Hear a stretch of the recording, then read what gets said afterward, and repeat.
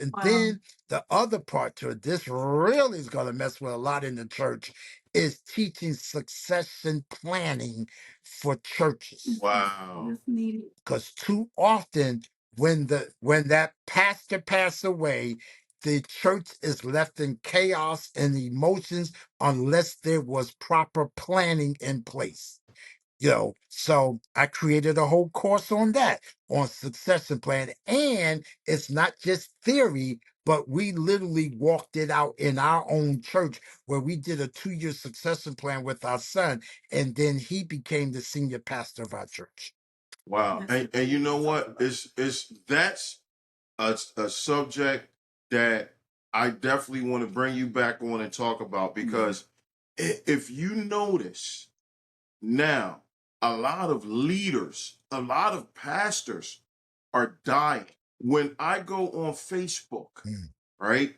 And we, within the last 2 years, we lost major pillars, leaders, and leaders are passing away, and by the droves. Every time I could go on my Facebook right now, and I would say 2 or 3 out of every 7 posts is a death notice of a leader.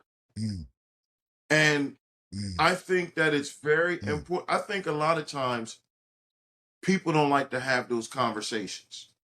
Like, when I sit down with somebody and talk about insurance, the first thing I say is, listen, we're going to have a conversation. We're going to talk about something that we don't like to talk about. However, once we have this conversation and we set this thing up right, we'll never have to talk about it again. And I think, especially in the community, we have to normalize having these conversations.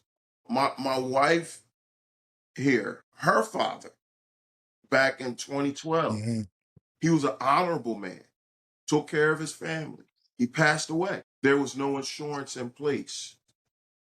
Now his story was a little different. He didn't have the right type of policy, but we'll get into that another day. But to sit here and look at my wife grieve twice, right?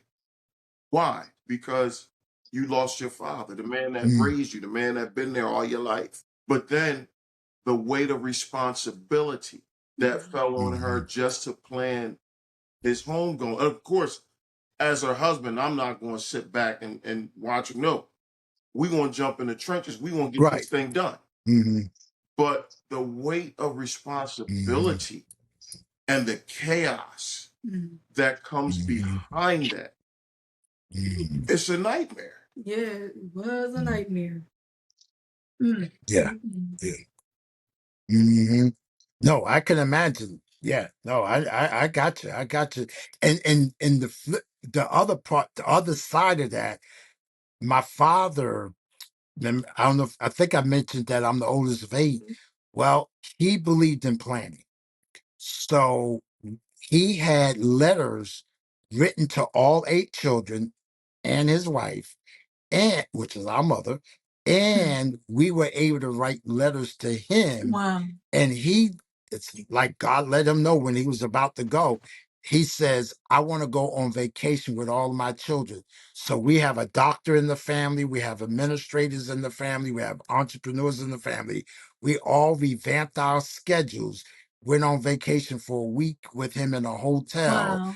And we was able to have his letters read and everything, and we shared. He had 2 services, one here and one in Alabama, and we shared that when you see us crying, it's not because we're sad, Yes. but we're crying because of the joy, knowing that my father did the best he could to put us all in good position. And my mother, and I shared with a church on Sunday where I had to do a will seminar. I said, my mother says, because my mother loves to dress, so I said, Mom, do I need to call security? No.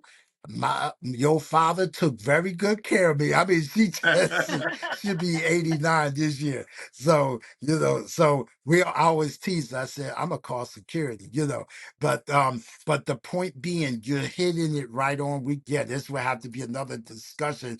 But I shared this in John chapter 19. Jesus showed it was like to have your house in order. Yes. He said, Woman, behold your son, and son, behold your Yes. mother.